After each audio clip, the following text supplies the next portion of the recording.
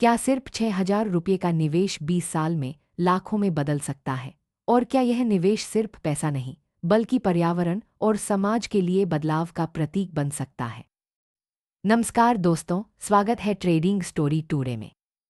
आज हम आपको ले चलेंगे मुंबई की भीड़-भाड़ वाली गलियों में, जहां 2004 में एक 25 वर्षीय युवा ने ऐसा फैसला लिया जिसने न केवल उसकी किस्मत बदली, बल्कि भारत में ई-कचरा प्रबंधन की दिशा ही बदल दी। यह कहानी है आदित्य शर्मा और उनकी दूरदर्शिता की, जिसने एक छोटे से निवेश को करोड़ों में बदल दिया। मुंबई की भीड़-भाड़ वाली गलियों में 2004 का साल था। उस समय 25 साल के युवा आदित्य शर्मा ने अपनी रोजमर्रा की जिंदगी जी रहे थे। लेकिन आदित्य की सोच बाकी युवाओं से अलग थी। उसे महसूस हुआ कि भारत में हर घर में धीरे-धीरे TV, fridge, washing machine, mobile और लैपटॉप जैसी इलेक्ट्रॉनिक चीजें आम होती जा रही हैं। हर चीज का पुराना होना, टूटना या अप्रयुक्त रहना अंततः इलेक्ट्रॉनिक कचरे में बदल जाएगा। और तब उसने देखा कि इस विशाल इलेक्ट्रॉनिक कचरे को नष्ट करने और पुनर्नवीनीकरण करने वाली मुंबई की एकमात्र कंपनी इको रिसाइक्लिंग लिमिटेड थी। आदित्य ने अपने अध्ययन में पाया कि इको रिसाइक्लिंग लिमिटेड न केवल इलेक्ट्रॉनिक कचरे का निपटान करती थी, बल्कि इस सेक्टर में एक सच्चा राजा कंपनी थी। साल 2004 में शेयर मार्केट में इसकी कीमत सिर्फ 3 रुपये प्रति शेयर थी। आदित्य ने अपने अंदर की दूरदृष्टि को पहचाना और 17 जुलाई 2004 को 2000 शेयर खरीदे।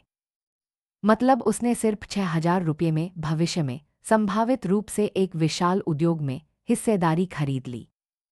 उसने सोचा, जैसे जैसे हर घर में इलेक्ट्रॉनिक उपकरण बढ़ेंगे, पुराने उपकरणों का कचरा बढ़ेगा।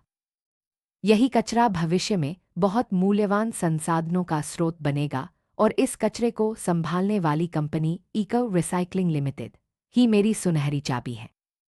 समय बीतता गया। साल 2004 से 2010 तक आदित्य ने लगातार कंपनी की वार्षिक रिपोर्ट और मार्केट मूवमेंट पर नजर रखी। कंपनी ने अपने मैन्युफैक्चरिंग और रिसाइक्लिंग प्रोसेस में अमेरिका, यूरोप और जापान की उन्नत तकनीक अपनाई। उसने सोने, चांदी, तांबा और एल्यूमिनियम जैसी कीमती धातुओं को ई-कचरे से रिकवर करना शुरू किया। इसके अलावा डेटा सुरक्षा और मोबाइल शेडिंग यूनिट्स की शुरुआत की गई, जिससे आदित्य को विश्वास हुआ कि कंपनी न केवल कचरा निपटाती है, बल्कि उसका पूरा मूल्य निकालती है। 2024 आते आते आदित्य का निवेश एक छोटे सपने से बदलकर करोड़ों रुपये का हो गया। 25 जनवरी 2024 को कंपनी का 52 सप्ताह का निचला स्तर 378 रुपये था, लेकिन 29 अगस्त 2024 को शेयर प्राइज 1,215 तक पहुंच गया। आदित्य की शुरुआती 6,000 की निवेश राशि इस समय ₹24.3 लाख बन चुकी थी। कंपनी ने सिर्फ वित्तीय ही नहीं, बल्कि सामाजिक और पर्यावरणीय जिम्मेदारी भी निभाई। 2025 में कंपनी ने क्वालिफाइड इंस्टीट्यूशनल प्लेसमेंट किप के माध्यम से अतिरिक्त फंड जुटाने की घोषणा की। 23 जनवरी 2025 को यह घोषणा हुई कि इको रिसाइक्लिंग लिमिटेड बड़े निवेशकों से फंडिंग करेगी। इससे न केवल कंपनी का विस्तार हुआ, बल्कि भविष्य में इलेक्ट्रॉनिक कचरे के बढ़ते दबाव को संभालने की क्षमता भी मजबूत हुई। आदित्य अक्सर अपने दोस्तों और युवाओं से कहता, 2004 में लिया गया मेरा निर्णय केवल एक निवेश नहीं था, यह एक दूरदर्शी निर्णय था।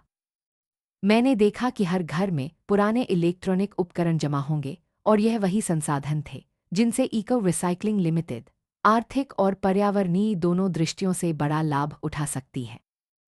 आज आदित्य की कहानी यह दिखाती है कि सही समय पर सही सोच और सही कंपनी में निवेश करना जीवन बदल सकता है। इको रिसाइक्लिंग लिमिटेड ने न केवल भारतीय ई-कचरा प्रबंधन में क्रांति लाई, बल्कि लंबे समय के निवेशकों को 26,900% तक का रिटर्न दिया। आदित्य जैसे दूरदर्शी निवेशकों के लिए यह सिर्फ पैसा नहीं, बल्कि भविष्य में एक स्थायी और सामाजिक रूप से जिम्मेदार सफलता का प्रतीक बन गया। आदित्य की कहानी हमें यह भी सिखाती है कि दूरदर्शिता, धैर्य और सही रिसर्च किसी भी निवेश में सफलता की कुंजी है। इको रिसाइक्लिंग लिमिटेड केवल एक कंपनी नहीं, बल्कि भारत के ई-कचरा प्रबंधन और पर्यावरण संरक्षण की पायनियर कंपनी बन चुकी है। आखिरकार आदित्य का 2004 में लिया गया ₹6,000 का निर्णय आज न केवल उसे आर्थिक सफलता दे चुका है, बल्कि उसने पर्यावरण और समाज में स्थायी बदलाव की दिशा में भी योगदान दिया है। यह कहानी उन सभी निवेशकों और युवाओं के लिए प्रेरणा है जो अपने दूरदर्शी निर्णयों से न केवल खुद के लिए बल्कि समाज के लिए भी मूल्य निर्माण करना चाहते हैं। दोस्तों, आदित्य शर्मा की यह यात्रा हमें सिखाती है कि सही समय पर सही रिसर्च, दूरदर्शिता और धैर्य से किया गया निवेश आपके जीवन को बदल सकता है।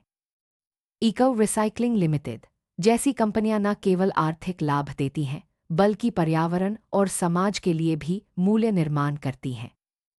अगर आपको यह कहानी प्रेरणादायक लगी हो तो लाइक, शेयर और सब्सक्राइब करना न भूलें। अगली बार फिर मिलेंगे एक नई कहानी के साथ। धन्यवाद।